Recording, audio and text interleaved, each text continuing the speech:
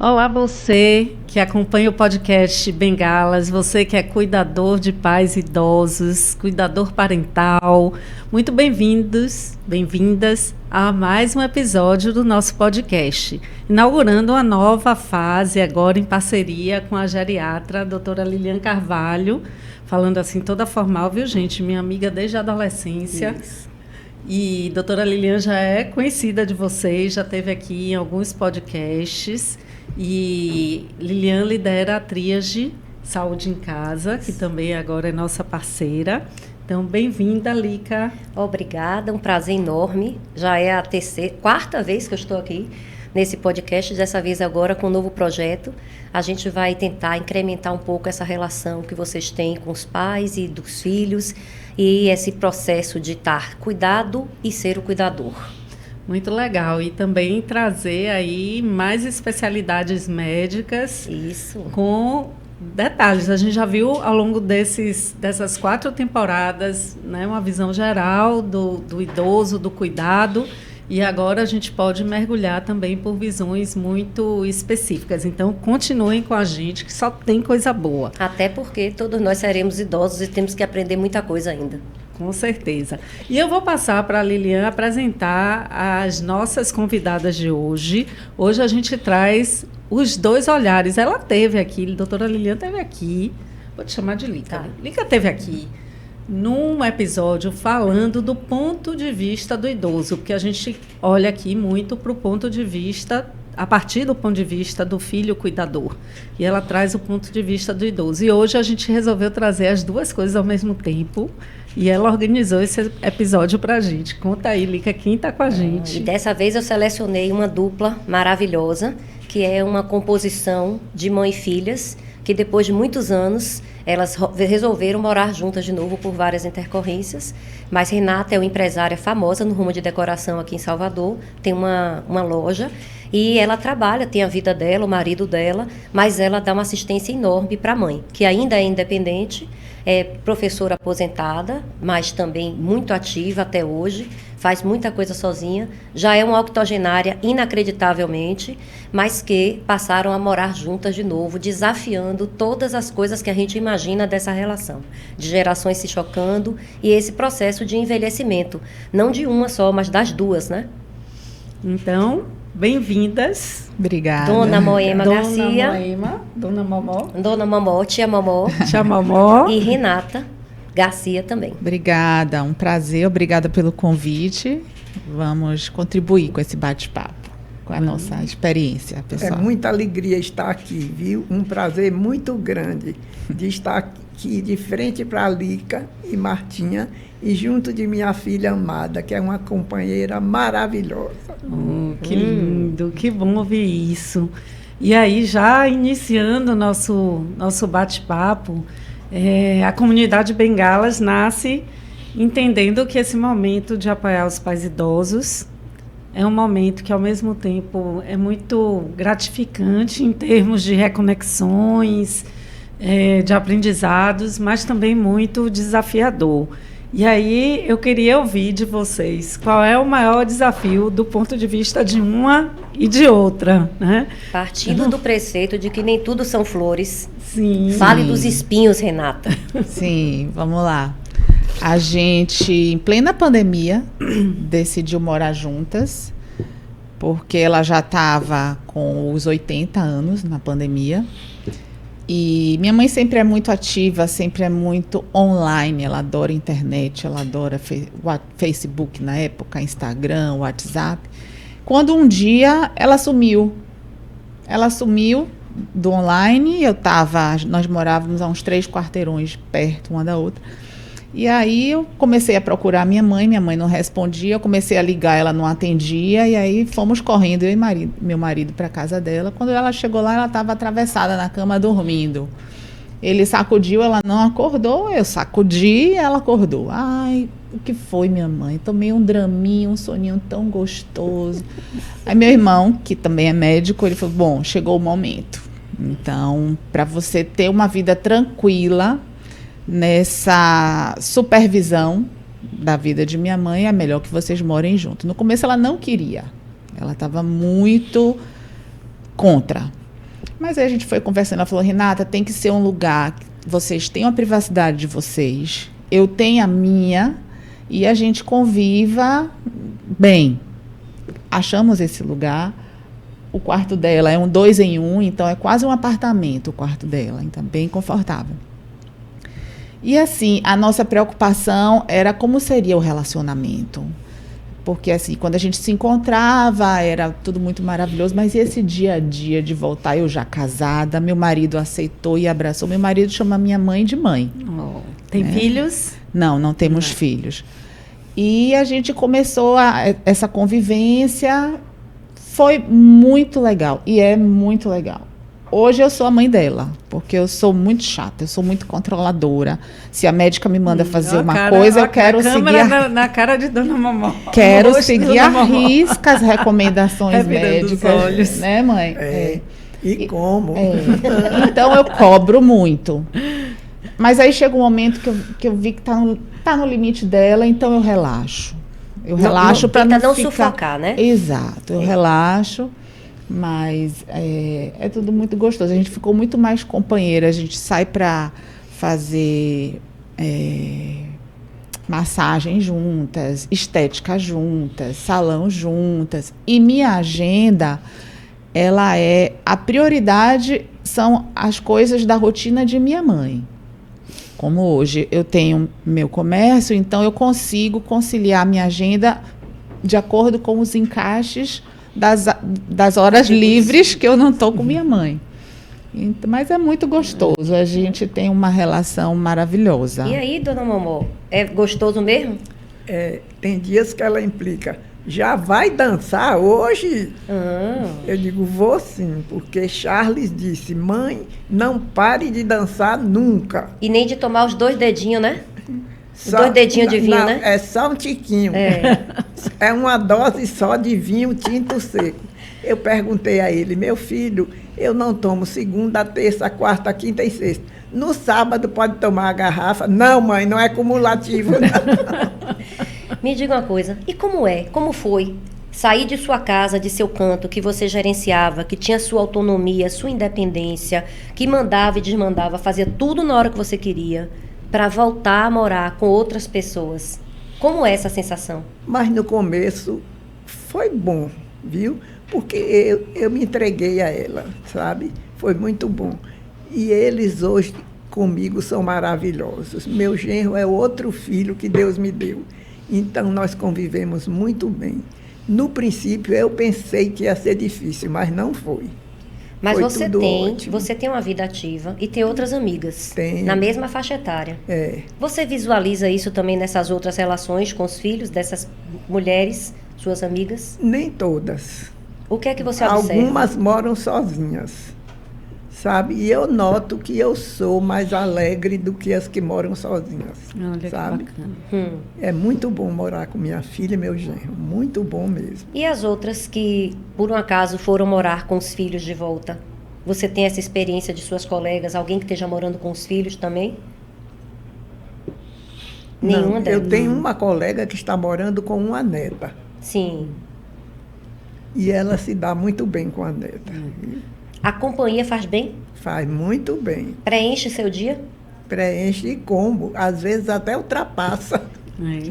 Que bom, né? Essa é uma experiência muito positiva, porque muitas vezes a gente escuta do desconforto do idoso de sair do seu canto, da sua autonomia, do seu espaço que estava acostumado, que sabia onde tinha tudo, para a casa de um filho, onde muitas vezes se sente um estranho. E os filhos que, apesar de quererem o idoso mais próximo, muitas vezes estranham a presença desse idoso. E genro, ter um genro gente boa é uma maravilha, né? Porque genros e noras, né, tem muito mais dificuldade com sogro e sogra do que com os pais. Então, a gente vê esse desafio. Agora, uma curiosidade, dona Moema, como foi que veio esse seu jeito de ser, essa energia desde sempre? A senhora já se cuida há muito tempo, porque o que a gente vê também é que a maioria dos pais da comunidade Bengalas não se cuidou ao longo da vida e hoje vivem as consequências disso, digamos assim, né? E é a nossa geração, eu acho, né, Renata Lica, que está começando a se cuidar mais. E a senhora sempre se cuidou, sempre teve essa energia? Eu sempre me cuidei, viu? Sempre tive essa energia na minha profissão. Até quando eu era estudante, eu fiz aula de balé. Depois eu joguei voleibol. Depois fui trabalhar, não é? Fiz concurso, fui trabalhar. Depois que eu já estava trabalhando para o Estado, eu fiz um curso de supervisão educacional e fui trabalhar num órgão do Ministério de Educação que se chamava PAMP, Programa de Aperfeiçoamento do Magistério Primário. A gente fazia treinamento de professores por todo o interior da Bahia. Depois casei, fui cuidar dos filhos, continuei trabalhando, sabe? E a vida foi levando. Quando eu fui morar com Renata e Ricardo, eu não saí da minha casa para a casa deles, nem eles saíram da casa deles para a minha casa. Nós alugamos um novo apartamento. Olha que interessante. Então foi mudança para todos três, sabe? Nos acomodamos muito bem e hoje vivemos muito bem e eu continuo me cuidando bastante. Muita atividade física, pilates, musculação, fisioterapia e dança de salão. E viagem. Uau! E viagem. Adoro viajar. E dança de salão, não para. Não para. Há uns 3 anos atrás teve até um balé, não foi? Uma apresentação de balé. Foi no Teatro Jorge Amado. Pois foi. é. Então, assim, a atividade física lhe fez muito bem.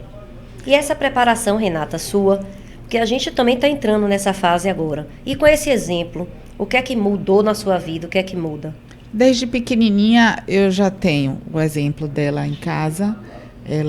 Meu primeiro festival de balé no TCA foi o último que ela dançou, então nós dançamos no mesmo espetáculo. Então, desde sempre, a atividade física está na minha vida. E a gente, com as necessidades dela, a gente introduziu algumas coisas, como a musculação com o personal, o pilates, a fisioterapia. Hoje ela tem 3 fisioterapeutas, então teve uma necessidade, a gente corre para atender. E em relação à minha parte, eu só sigo os exemplos. Também faço musculação, cuido da nossa alimentação, dos complementos, suplementos que a gente precisa, que hoje em dia a gente tem facilidade, né? No tempo dela não tinha, talvez, era só alimentação. Pois. E é isso, eu só Mas sigo os tem exemplos. vários percalços, né? Sim. Nesse caminho também tiveram várias pedras. Antes de Dona Moema ir morar com você e depois. Sim. E aí, todas essas intercorrências que você vinha passando, tem momentos em que tem apreensão, tem momentos que tem o medo. Fala um pouquinho Sim. desses processos todos que ela teve, porque não foi a maravilha que está hoje. Sim, é. Em 2018, minha mãe foi diagnosticada com câncer. Então, era um susto muito grande. A gente morava separadas ainda, cada uma em sua casa. E eu meio que modifiquei totalmente minha vida para acompanhar o tratamento dela em tempo integral. Então, meu marido segurou as pontas E na esse nossa impacto casa. na sua vida? Nossa, é um medo muito grande. A gente não sabe o dia de amanhã, né? Com um diagnóstico sério como esse. Mas ela foi sempre muito leve na recepção do diagnóstico, durante o tratamento, no pós, com os cuidados. Então, acho que a leveza dela me trouxe, com o tempo, uma certa tranquilidade. Atrapalhou sua vida? Tiveram momentos de angústia? Como é esse impacto? Porque, assim, a comunidade Bengalas, ela tem filhos de pais idosos que estão passando por esses problemas agora. E a gente observa que, às vezes, a angústia é tão grande que atrapalha a rotina, atrapalha a vivência, Sim. a convivência, não só sua com ela, mas também com outras pessoas. Sim, atrapalha. Eu não vou dizer que não atrapalha, não. Eu sou uma pessoa extremamente organizada quanto a horários, quanto a tarefas, então... nos primeiros dias, o tratamento dela era de manhã ou de tarde. Então, eu me vi afastada do meu trabalho por quase o dia inteiro. Porque eu tinha que acompanhar e depois acompanhar em casa. E aí, a gente conversando, a gente chegou numa conclusão com os médicos que ela podia fazer à noite. Então, eu trabalhava o dia inteiro, foi extremamente cansativo, porque depois do trabalho eu tinha que pegar ela, levar, fazer o tratamento, voltar a dormir com ela. Então, isso foi durante 28 dias seguidos. Depois que eu quase também não dormia, né? Então, voltava para o trabalho, seguia a rotina. No finalzinho, na última semana, não foi, mãe? Meu irmão conseguiu umas férias e veio me ajudar. Aí, no finalzinho, a gente conseguiu esse apoio também dele. Mas é preocupante, é extremamente... E é uma coisa interessante que eu também sou empresária e autônoma, assim como Lilian, e as pessoas às vezes pensam assim, o fato de você ser empresária, de você ser autônoma... O negócio ser seu... você faz o seu horário... E é como se isso não causasse impacto, mas não é. Se a gente não está à frente, não está realizando as coisas, também a gente... Não acontece. Nada acontece. Também a gente não fatura. E tem custos, né? Muitas vezes os filhos também contribuem com os pais. Então, a máquina precisa seguir andando, né? E é engraçado isso, como fica esse estereótipo de que, primeiro, já é com a mulher, né? Mas a mulher é mais cuidadora do que o homem. E segundo, se essa mulher é autônoma ou empresária, é que ela tem tempo de sobra para cuidar. Não é bem assim, né? E esse cansaço que se acumula quando você encaixa tudo para dar conta, né? Pesa um pouquinho. Além da rotina da empresa, tem a rotina da casa, que minha mãe, né, mãe, nunca foi muito... Ela nunca gostou muito de cuidar da casa. Ela tinha alguém que cuidava para ela. E essa parte eu assumi. Então, a rotina da empresa, a rotina da casa, a rotina dela. Ela é a minha prioridade, né? É a rotina do meu marido, né? Que a gente o lazer que a gente pode descuidar. Exato, é importante, a relação é importante. E quando eu não posso... eu peço ajuda a ele, socorro a ele, ele pode. Quando eu não posso e ele não pode, a gente tem um suporte de um motorista, já amigo nosso, que ele leva e pega ela para onde ela precisa. Vai construindo uma outra rede de apoio, né? E dona Moema, me conte aí, depois desse processo do diagnóstico do câncer, do início do tratamento, essa sua fragilidade naquele momento, como era esse sentimento em relação à sua filha? Olha, primeiro eu vou te contar. Fui eu que fui buscar o resultado da biópsia no Hospital Aliança. Quando eu abri, a primeira coisa que eu disse, que bobagem, eu vou ficar boa. E isso eu acho que contribuiu muito, porque eu encarei assim com muita naturalidade. Até hoje eu não tenho medo de doença. Eu já tive AVC, eu já operei coração, mas eu não tenho medo de doença. Doença vem e a gente vence, né?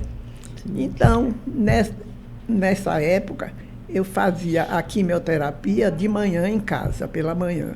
E à noite fazia a radioterapia no Instituto Baiano de Câncer, lá no Santa Isabel. E ela sempre me acompanhando e tudo, e eu me preocupava mais com ela do que comigo, porque eu sabia que ela estava nervosa, que ela estava preocupada. Por que não dizer? Acho que ela estava com medo, viu? Agora, eu nem um pouquinho, mas depois disso foi tudo muito bem. Ela ficou aliviada. Eu lembro que eu tive alta em 40 dias, e ela postou um texto muito lindo no Facebook, falando sobre a doença e sobre a maneira que eu encarei. Eu fiquei muito emocionada quando eu vi o texto dela. Essa filha foi um presente que Deus me deu. E que bonito isso, né? De escutar e de ver essa preocupação, porque é outra coisa que a gente sente. Eu sinto nos meus pais, né? Eu escuto, não quero dar trabalho, né? Não quero atrapalhar a sua rotina. E a gente diz, não atrapalha. Na verdade, atrapalha, mas, ao mesmo tempo, a gente tem tanto amor que a gente quer dar um jeito, né? Ajusta, né? Ajusta. Quando é programado, é mais fácil, né? Quando as coisas são programadas. Vai ter, marcou, revisão. Minha mãe também teve câncer. Com o oncologista, daqui a um mês, é mais fácil.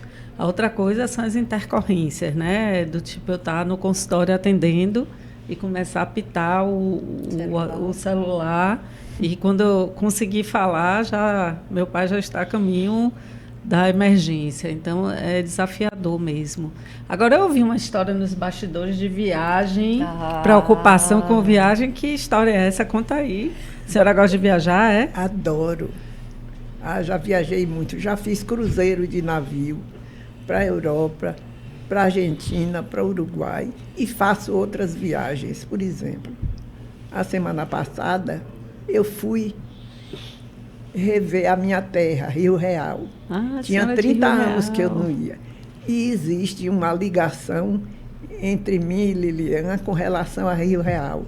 A mãe dela, Maria Anita, sempre festejava os aniversários dela em Rio Real, na casa de uma tia, Dona Yaya Leal. E eu lembrei disso na hora que eu cheguei em Rio Real. Fiquei muito emocionada quando tirei uma foto na porta da casa onde eu nasci. A cidade está muito mudada, mas foi gratificante viajar. Mas você vai para todos os lugares. Vou, sim. Quando você faz o cruzeiro de navio, Renata vai? Não. E você vai com quem? Com minhas amigas. Muito bem. E quem organiza isso? A gente sempre vai com agência de turismo, né? Existe uma agência própria para fazer viagens para pacientes idosos e que dá todo um suporte? Não, as agências fazem para pacientes idosos e também para não idosos. Pacientes não, clientes. Vamos mudar. Aí, clientes. Aí, quando elas fazem para idosos, é muito diferente do que as outras excursões, né? Sempre mais leves, sem caminhar muito, para não cansar a gente. Você se sente segura? Muito segura. E você, Renata? Vou fazer um parênteses aqui. Nossa, cara, os rostinhos estão muito engraçados, gente, É. porque uma está respondendo, eu estou olhando para a outra. É coisa de psicólogo, né? E a Renata já estava ali. Nessa viagem do navio, no cruzeiro, ela adoeceu muito. Tem umas pessoas que vão acompanhando, que eu já conheço, por exemplo, no cruzeiro são os dançarinos, porque era um cruzeiro também de dança, que eu já conheço e acompanham ela e as amigas nas viagens. Ela adoeceu muito, muito, muito, a ponto de não aguentar caminhar.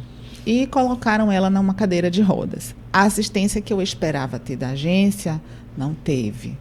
Porque houve um atraso, então ela perdeu. Ela não ia seguir para a Alemanha, ela escolheu voltar, porque estava muito frio, e ela estava com uma gripe fortíssima, né? Minha mãe com a infecção respiratória fortíssima, e ela escolheu voltar. Só que ela perdeu a conexão desse voo de volta e botaram ela numa cadeira de rodas,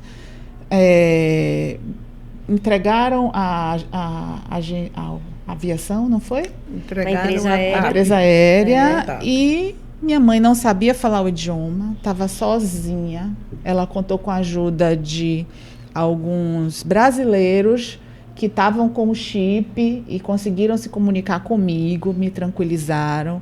Mas assim, quanto tempo você ficou esperando no aeroporto? Em Hamburgo, eu fiquei 8 horas. Nossa. Sozinha na cadeira de Lisboa, rodas. eu fiquei 12. 12 horas. E aí, lá em Lisboa, conseguiram um voo para ela ir para o Rio de Janeiro. Em vez de Salvador, Rio de Pra Janeiro. depois, então, assim, você foi... Angustiante, né? Nossa, demais. E eu não tinha como falar com ela. Já é cansativo para a gente, imagine nessa situação. Quando eu vi minha mãe chegando, primeiro foi um alívio muito grande quando eu vi ela chegando, né? Eu respirei fundo, eu falei, ai, chegou. Mas foram 2 dias, assim, de pânico, de pânico, porque eu não tinha notícia dela. Era de vez em quando que alguém me mandava uma mensagem, eu ligava e dizia que ela estava bem, estava com ela. Eu pensava, tá comendo, tá tomando remédio, sem banho, assim, mil coisas, né? E tem um na detalhe cabeça. importante que você falou aqui no início, que me remeteu a uma frase de Ana Cláudia Arantes ontem, que é assim, no podcast dela, que foi até aqui com Marta, recomendo a todos assistirem. Essa fala era assim: vocês não são mães nem pais, porque esse espaço no idoso não está vazio. Né? Para eles, na cabeça deles, eles não precisam de mãe nem pais. Mas você comentou aqui assim, eu sou como se fosse uma mãe. Né? Ela virou minha filha. Aí ela fez uma carinha na hora, como quem diz assim, não. Porque, na verdade, ela não precisa disso. Mas a sensação que nós filhos temos, quando a gente está dando essa assistência, é a mesma que a gente tem quando cuida dos nossos próprios filhos. Ou que ela tinha quando cuidava de você.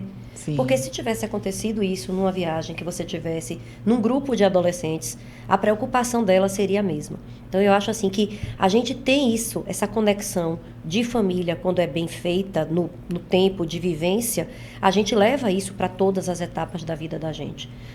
Eu não tiro o valor de você dizer que é como se você fosse mãe dela, porque a responsabilidade que você assume hoje, que você puxa para você, não é que ela lhe dê, nem que ela lhe passe.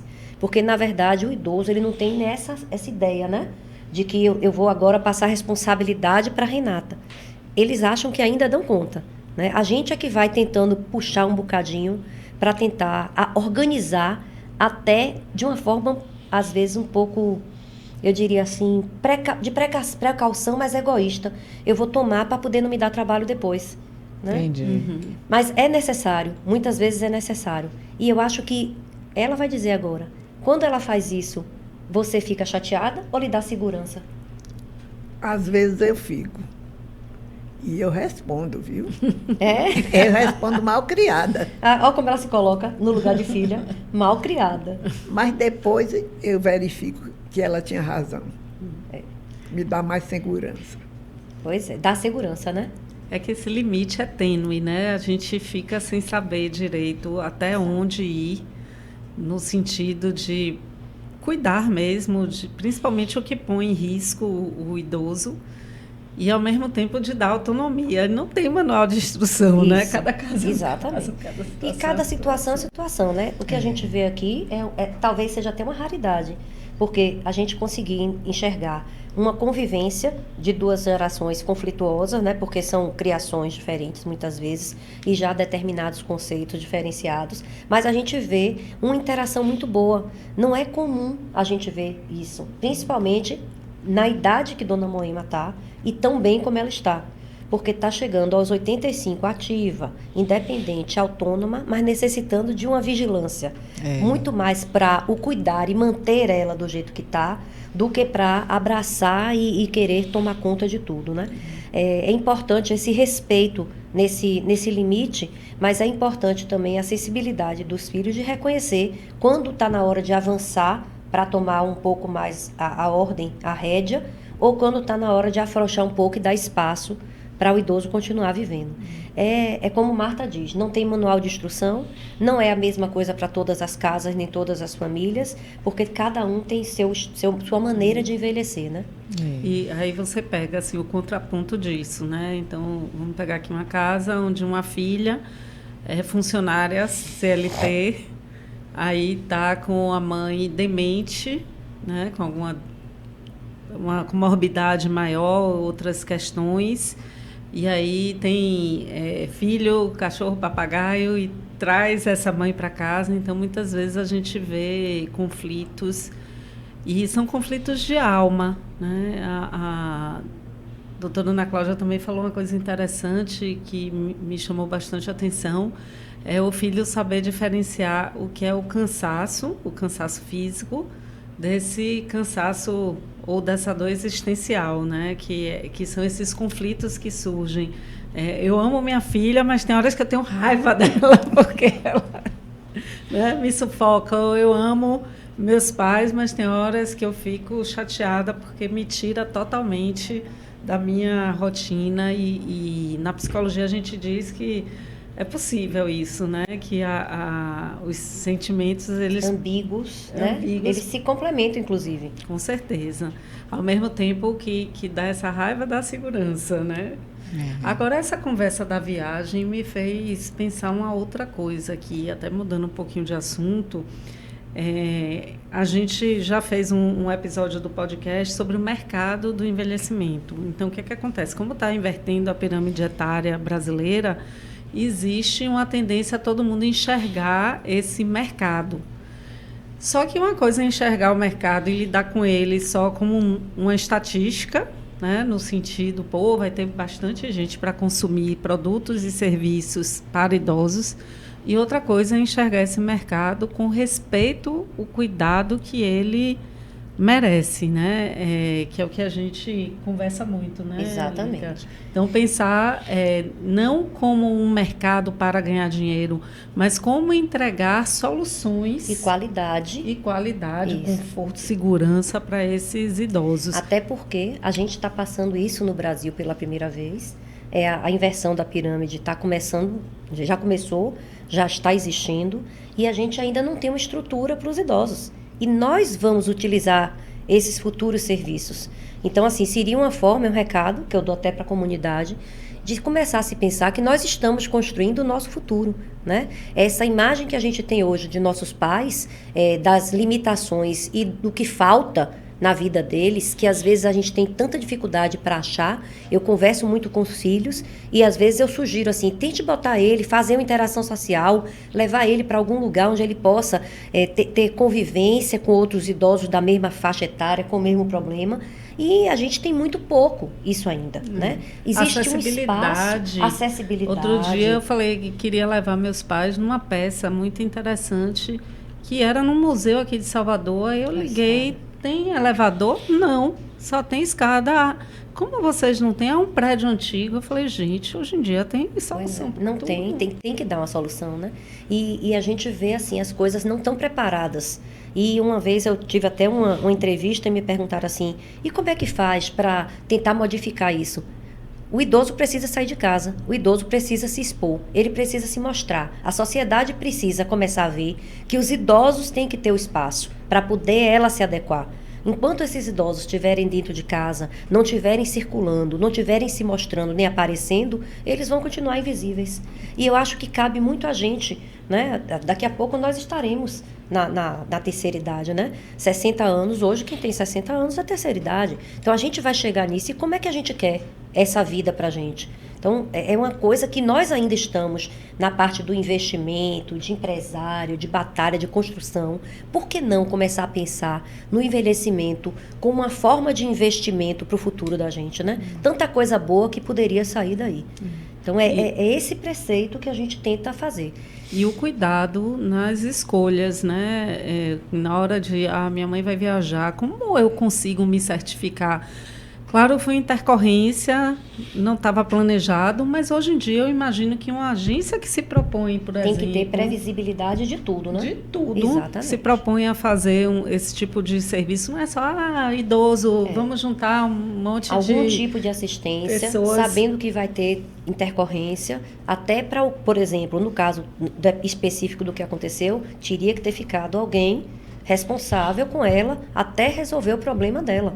Porque a responsabilidade teria que ser de todos, né? A gente está falando de Dona Moema, que cognitivamente é ótima, né? Participativa, resolve-se sozinha, teve a limitação da língua no país estrangeiro, mas eu podia estar falando de um paciente que tivesse, ou ainda não tivesse, um diagnóstico de demência em fase inicial, ou tivesse um comprometimento cognitivo leve, que até a parte da falta do sono, né, de não ter dormido alguns dias, ou ter passado por estresse, poderia desencadear algum surto, né? Alguma confusão mental. E aí, qual a assistência que seria dada? Quem iria dar essa assistência? Então, é como se a gente tem que ter uma responsabilidade com todas as faixas etárias, mas é óbvio que a gente saberia se virar, né? Diferentemente de pacientes mais idosos. Então, assim, hoje a gente preza em procurar empresas e serviços que consigam abranger e de uma forma que acolha também, inclusive, esses filhos, né? Hoje a gente vê aqui em Salvador um mercado muito precário, em que quando a gente procura uma assistência para o paciente idoso de qualquer maneira, a gente não tem não tem a confiança de entregar totalmente, e a gente fica sempre, o filho fica sempre na expectativa de ter o plus, porque na verdade ele quer a resolução do problema. Tá? Então, assim, a entrega, por exemplo, a minha entrega como médica, ela mudou muito no decorrer dos anos, porque eu começava a enxergar a demanda do paciente e eu demandava as demandas para quem? Para o filho, para o responsável, para o cuidador, né? Quem estava ali acompanhando ele na visita ou na consulta. Às vezes eu pedia para ele vir acompanhado, porque estava indo sozinho, e eu já estava vendo que não ia conseguir dar conta de tudo que eu estava demandando. E aí eu fazia o quê? Jogava essa carga toda para cima dos filhos. E aí o filho não está esperando e aquilo vem e é um assombro. Hoje eu tenho um cuidado muito maior quando a gente vai fazer a demanda, né? Eu já faço assim, ó, vai precisar comprar um colchão. Aí eu já mando o link, ó, tem um link aqui que você compra. Então, né, eu já pego o celular com tudo salvo. Você vai comprar tal medicação, ó, essa medicação só vende em farmácia especializada. Eu vou te passar o link aqui, ou o contato de 4, 5 para você fazer. Então, assim, olha, eu vou precisar de uma intervenção com um fisioterapeuta específico para reabilitação de uma área. Então, eu vou te indicar uma equipe para poder fazer isso. Então, assim, eu já tento, hoje em dia, facilitar esse acesso. Até mesmo assim, vai ter que fazer muito exame. Olha, leva para tal hospital, porque lá dá prioridade para o idoso, e aí você avisa que é um paciente idoso e que quer marcar tudo no mesmo dia. Então, a gente já vai procurando serviços que facilitem a vida dos filhos e de quem vai agendar. Porque a gente sabe que a carga é grande, né? E agora, quer continuar viajando, dona Moema?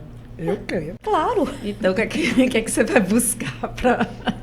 Hein, Renata, o que é que você vai buscar fazer para administrar isso? Então, ela vai sozinha. Quando ela fez essa viagem agora para Rio Real, foi com outros 2 primos, 80 a mais, os 3. Então, eu fui, como foi uma viagem de ônibus, eu fui até dentro do ônibus, botei o cinto de segurança, esses cuidados que a gente toma.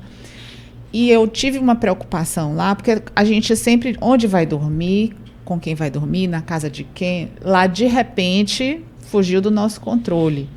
Ela teria que dividir quarto com esse casal de primos, que marido e mulher. Ela falou, eu fiquei constrangida, eu não quero dividir o quarto. Ok. Então, arrumou-se uma pousada, que foi a cidade estava lotada, era uma festa grande na cidade, mas esse quarto, o único que conseguiu para ela, era um quarto que ainda estava sendo construído. Ela falou, minha filha não tem frigobar, porque eu mandei a lancheirinha com iogurte, suquinho, coisinha para comer. A merenda, né? A merenda, Aí eu fiz, ainda bem que tem isso, porque de noite você recorre...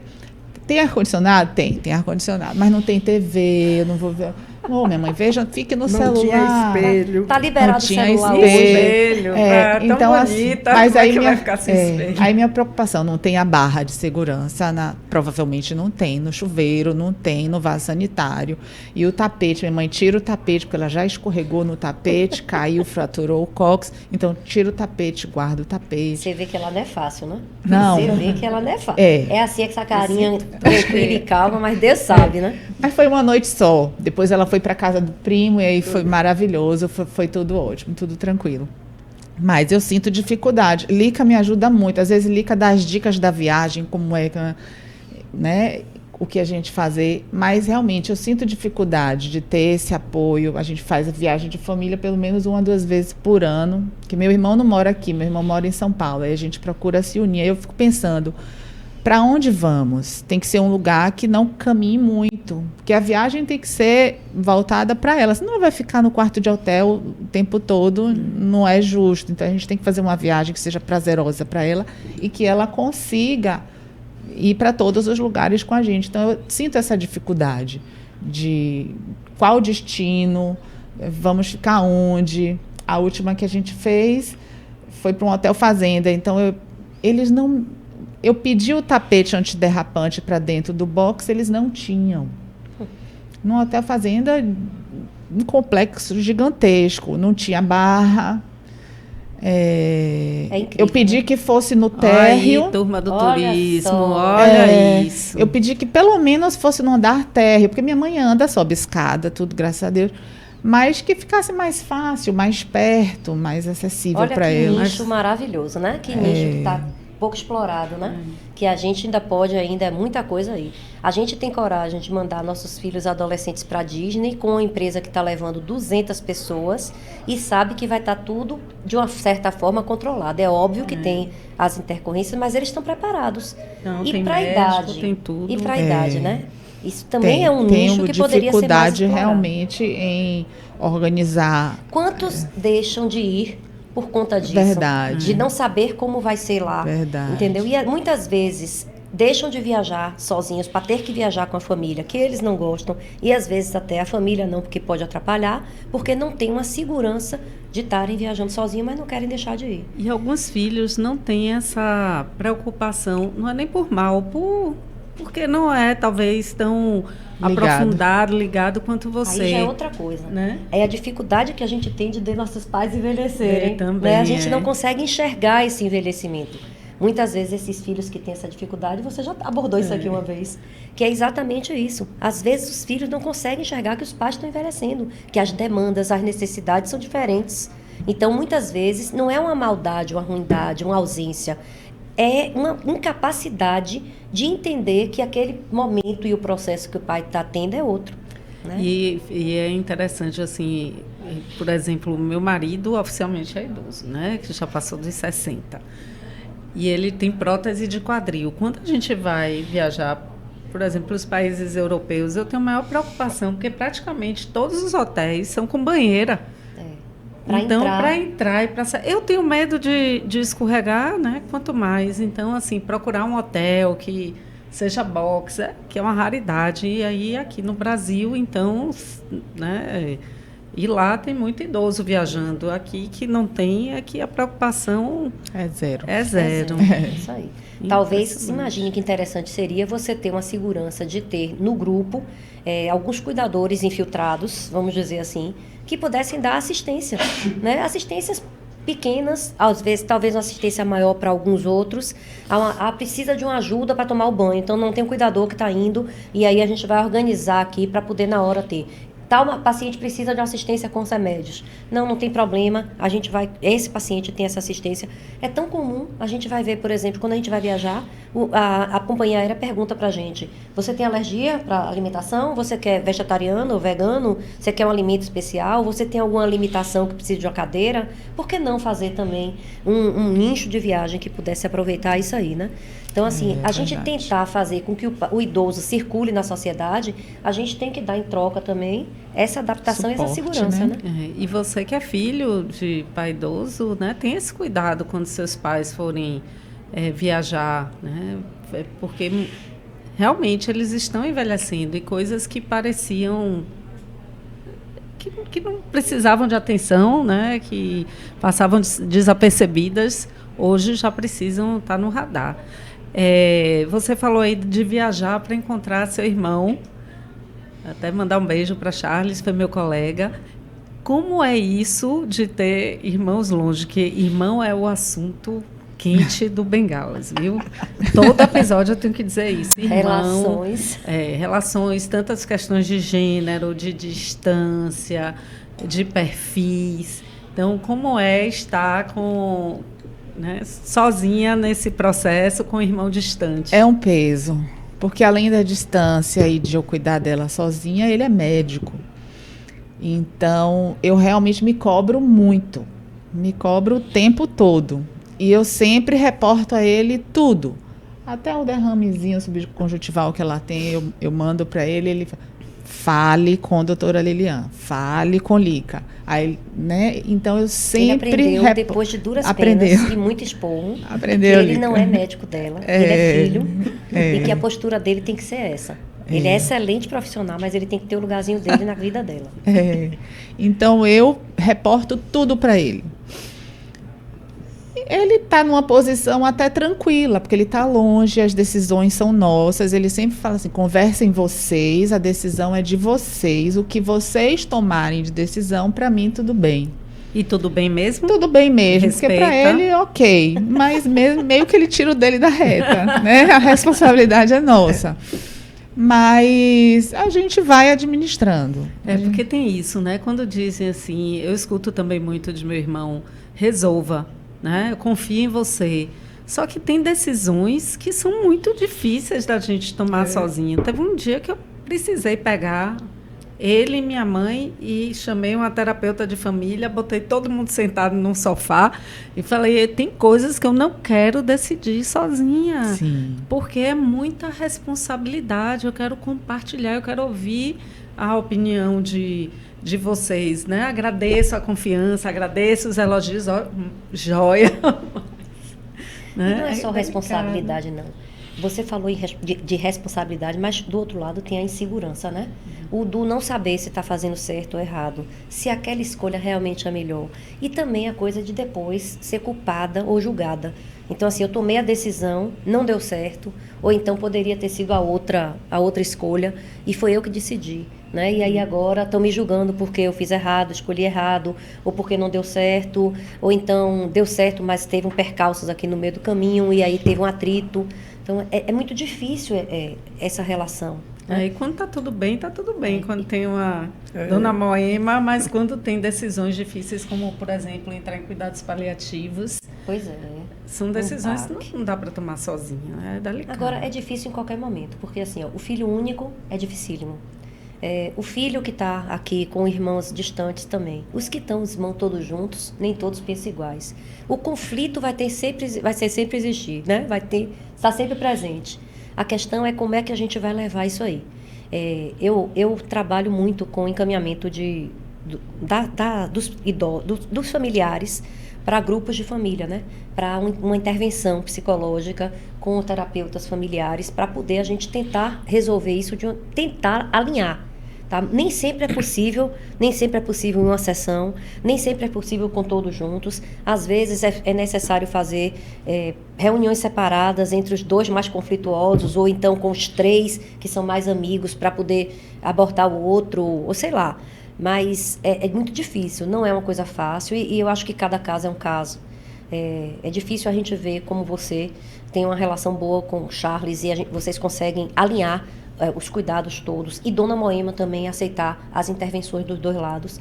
É bonito, né? A gente vê. Aliás, a senhora criou muito bem, né? Porque parece uma relação bastante madura e harmônica. Eu tentei criar dando exemplo, porque eu acho que isso é muito importante, né? E graças a Deus eles assimilaram. E como é ter o filho longe? Sente falta? Às vezes eu sinto muito. Tem noites que eu fico lembrando, principalmente porque as netas estão todas lá, né? Todas três. Eu sinto saudade, mas em compensação, aqui eu tenho 2 filhos, Renata e Ricardo, que compensam muita coisa, sabe? Eu sou muito feliz, graças a Deus. Que bom, que delícia se todos pudessem estar assim, né?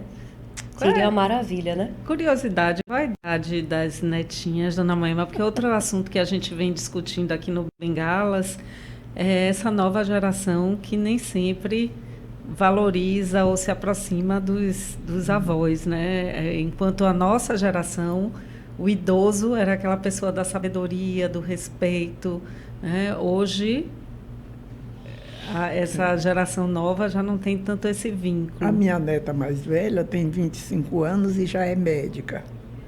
A segunda, a Sofia, ela tem 23 anos e está terminando o curso de medicina. Depois, Charles casou pela segunda vez e agora nós temos uma pequenininha. Temos Marina, que é o chamego da família. E a relação, 6 anos, Marina. E a relação com elas?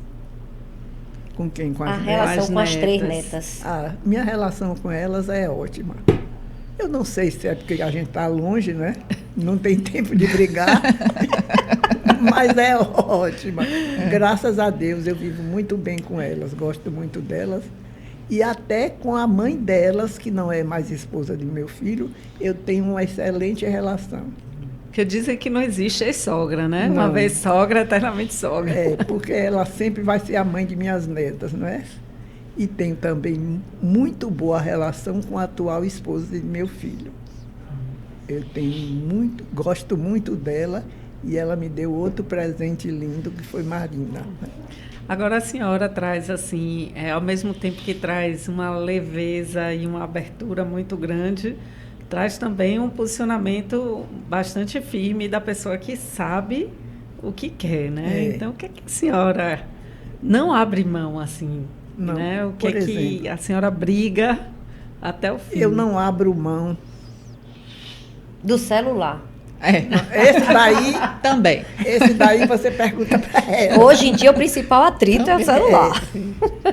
Por exemplo, eu gosto de escolher minhas amizades, sabe? Gosto. E às vezes Renata pergunta quem é, eu apresento, ela sabe quem é, mas quem escolhe sou eu, sabe? Eu gosto de ir para onde eu quero. Às vezes a mãe é longe, eu não vou a pé. Adoro. Mas graças a Deus a gente convive bem e ela aceita minhas escolhas. Às vezes demora um pouquinho, mas aceita. Não tem jeito, eu vou mesmo. Essa semana aconteceu um fato que pela segunda vez acontece, que ela decidiu que vai dançar. A dança acho que é a prioridade, né, minha mãe? Além até do celular. Que ela vai para dança de salão 2 vezes na semana, quarta e sábado. Mãe, é um exagero, vá só no sábado, né? Foi, ok. Foi, tudo bem. Na quinta-feira, ela não acorda para ir para o Pilates cedo. Então, ela fila o Pilates, já filou pela segunda vez. E aí eu fiquei chateada na hora, fui trabalhar, deixei ela dormindo. E depois eu pensei, falei, vou proibir a da quarta-feira, não posso.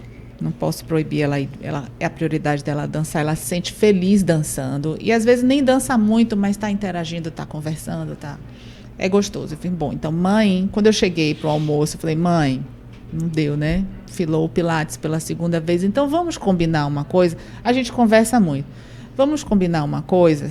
Na dança da quarta-feira, chega 11 horas em casa, chega mais cedo. Começa às 7 a dança. São horas de chega mais cedo porque você dorme, descansa e acorda pro Pilates 11 horas no dia da noite? Da noite. Ai, Gente, Marta. Mas não chegou de novo. Vai virar abóbora se chegar depois de meia-noite? Aí ela fez, tudo bem, minha filha, tem razão. Posso continuar saindo às quartas, mas eu chego mais cedo, durmo, descanso e faço Pilates. Porque a dança conseguem alinhar, entrar num acordo, né? Ela conversa, a gente conversa, eu também cedo, ela entende. Então, continua a dança de quarta, chegando mais cedo. Essa próxima quarta eu não vou dançar. Eu só vou dançar agora no dia 11. Muito bem. Ela pode ficar tranquila. Só no Ela é sábado. dona da agenda dela. Você precisa entender isso. Você não tem autonomia para mexer e a nessa minha, agenda. eu me encaixo na dela. Se vire. Aí, uns reclamam que ficam tendo que arranjar as coisas para os pacientes idosos. E aqui o problema é o contrário, né? A filha que fica tentando reduzir as atividades de lá. Então, existe atividade, né? Ela tem como muita buscar. atividade. Pois é. Ela gosta. Porque tem idoso que não gosta, que quer ficar no cantinho Às vezes dele. não é nem que não gosta. Às vezes não consegue enxergar que tem oportunidade, que poderia Sim. gostar. Nem consegue pensar e experimentar para poder ver. Eu vejo muito mais isso acontecer do que o outro lado. E eu digo assim, às vezes a resistência não é nem só do idoso. Porque quando a gente fala, precisa arranjar uma interação, precisa arranjar um evento, uma coisa, aí o filho já corre na frente e faz assim, ela nunca gostou de trabalho manual. Não, meu pai nunca gostou de sair. Meu pai nunca gostou de jogos. Mas entenda, é uma oportunidade, a gente tem que adaptar. Porque assim, a gente não vai encontrar tudo que eles gostam em todos os lugares hoje, atualmente, porque a gente não tem para onde caminhar. Mas quando aparece uma oportunidade, talvez aquilo seja uma novidade e que ele passe a gostar, até por necessidade. Ele pode não gostar, como você falou, ela vai dançar, mas não dança muito, mas é importante a interação. Então, talvez seja isso. Então, vamos tentar primeiro a barreira que a gente tem que vencer, que eu digo no consultório. Eu fiz a primeira barreira que eu tenho que tirar, é o não dos filhos. Quando a gente consegue tirar o não dos filhos, a gente consegue, às vezes, caminhar com muito mais facilidade. Fazer o idoso experimentar uma coisa nova, né? Então, é interessante. Essa é até uma discussão que eu tenho com Lica, que a gente... Ela olha o lado do idoso e eu olho o lado dos filhos, né? Aí eu fico pensando, quando a geriatra vem e fala assim, tem que fazer, aí a gente já pensa assim, meu Deus, quem vai levar? Quem vai buscar? Essa hora eu estou trabalhando. Quanto vai custar Pois isso? é. Olha dinheiro? quanto campo para poder começar a ser atraído para empresários, né? Quem vai buscar? Quem vai levar? Quem vai tomar conta? Para onde é que vai? Quanto vai custar? Então, assim, quanta coisa se pode fazer para poder facilitar essa vida, não só dos filhos, mas dos idosos. É isso que eu busco. Verdade. A gente tem que buscar esse tipo de coisa, né? E a briga é eterna mesmo, viu? Porque assim, olha aqui, assim, ó, Marta, a comunidade Bengalas é uma comunidade muito linda. Eu fiquei muito encantada. Desde a primeira vez que eu disse a ela, você não pode deixar isso morrer de jeito nenhum. E eu ainda brigo com ela, porque não deveria ser uma coisa territorialista, porque a gente vê ainda que está muito aqui, né? Em Salvador, na Bahia. A gente tem que ampliar isso para Brasil, porque assim, é uma coisa necessária. Essa discussão do envelhecimento dentro de casa, filhos e pais e gerações, e como vai ser a de meu pai que está chegando agora nessa idade, que está começando a ter uma dependência, como vai ser a minha, que já estou começando a envelhecer. Essa discussão tem que acontecer, e ela tem que ser amplificada. Eu disse a ela, você tem que tornar isso uma coisa muito grande, não pode ficar só aqui. Mas é aquela história, a gente tem que olhar o lado dos filhos, mas a gente tem que estar sempre olhando o lado dos pais. Por isso que a gente está junto. Cadê a frase? Cadê a frase? Como é? Precisa ter empatia. Pronto. Né? Precisa ter uma empatia para a gente tentar igualar as diferenças. Porque senão, não vai ter como fazer.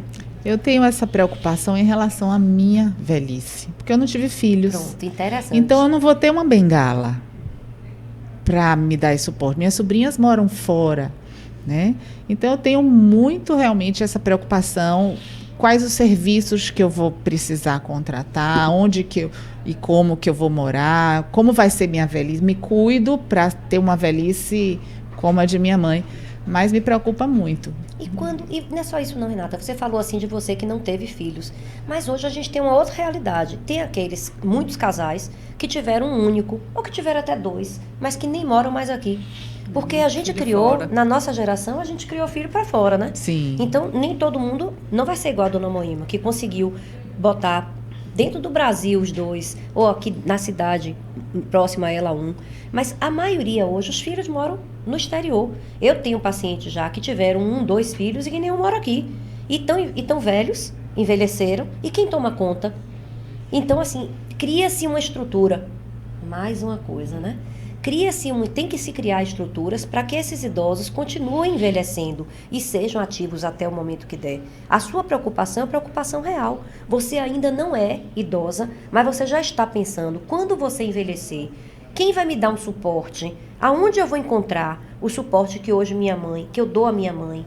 Né? E essa importância, ela tem que ganhar uma voz dentro da sociedade para a gente começar a se preparar para isso. Os Estados Unidos e a Europa já têm isso há muitos anos atrás. Né? Nós já temos os locais, os centros, né, de convivência, já tem as que a gente chama lá de instituições, não é asilo, as casas de repouso para idosos, os hóspices, tem várias modalidades para pacientes que são ativos, que não são ativos, tem centros de convivência, comunidades, condomínios, a gente já está vendo isso aparecer aqui no Brasil, em vários estados já estão começando a construir condomínios para idosos, então assim, nós já começamos a ver que tem uma luzinha no final do túnel, mas a gente tem a obrigação de começar a fomentar isso agora, né? Verdade. O nosso tempo está acabando.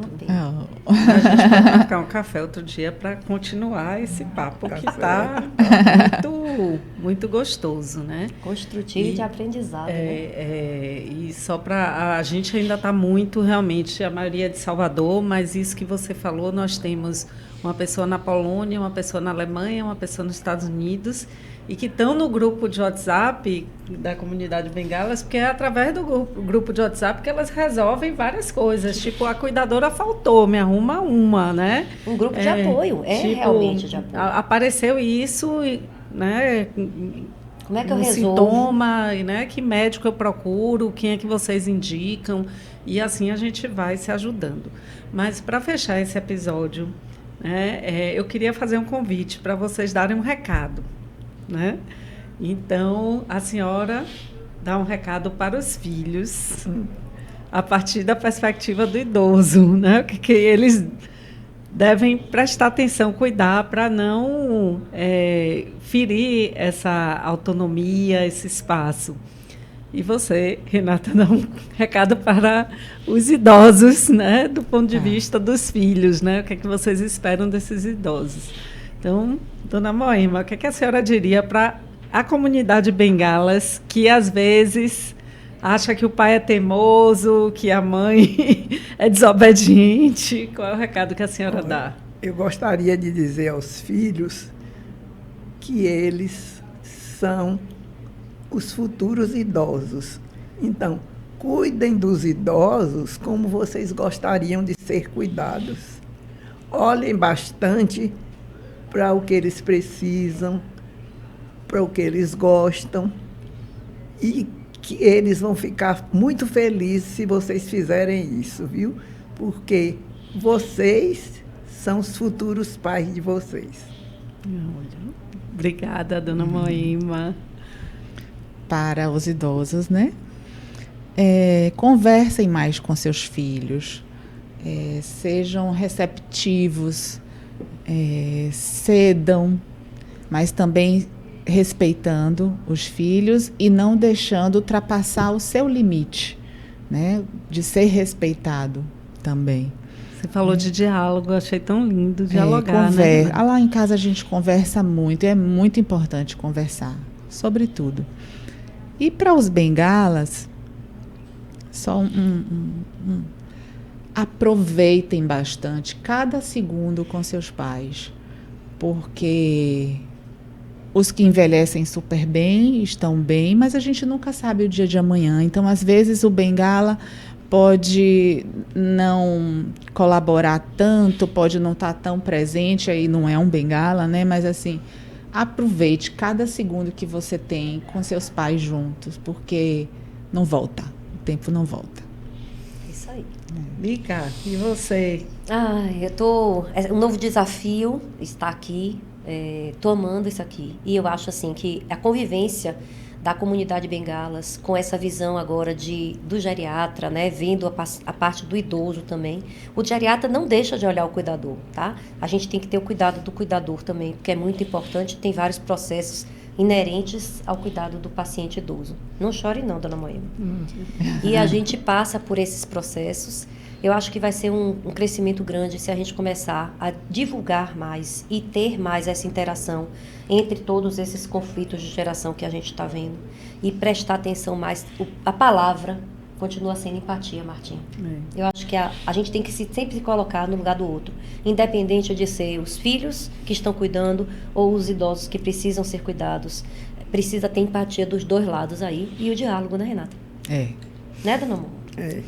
E eu só tenho a agradecer de ter uma geriatra que é como uma filha. Viu? Lica é ótima. Às vezes me dá muita bronca, mas é ótima.